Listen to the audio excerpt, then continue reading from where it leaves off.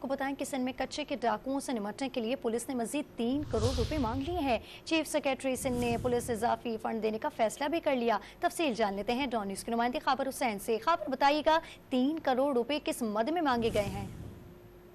कच्चे में पुलिस से जो कच्चे के डाकू हैं वो तो काबू में आ नहीं रहे हैं, लेकिन अब पुलिस ने सिंध हुकूमत से 3 करोड़ रुपए इजाफी मांग लिए हैं बजट से हटकर। उनका ये कहना है कि कच्चे के इलाके में जो ऑपरेशन हो रहा है इसमें खाने पीने, तेल की मद में और मुख्तलिफ जगहों पर जो उन्होंने चेक पोस्टें कायम की हैं, उन पर जो इजाफी नफरी तैनात की है उसकी मद में उनका खर्चा ज्यादा हो रहा है, लिहाजा उनको 3 करोड़ रुपए बजट से हटके इजाफी दिए जाएं, जिसके हवाले से चीफ सेक्रेटरी के जेर निगरानी एक कमेटी का इजलास हुआ था जिसमें ये दरख्वास्त की गई थी DIG फाइनेंस की जानिब से, और उन्होंने ये सारी तफसीलात से चीफ सेक्रेटरी को भी आगाह किया था, जिसके बाद चीफ सेक्रेटरी सिंध ने इस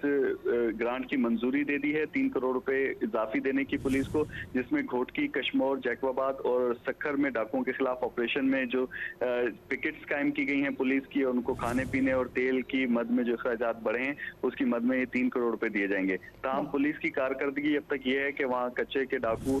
पुलिस के काबू में नहीं है, और वो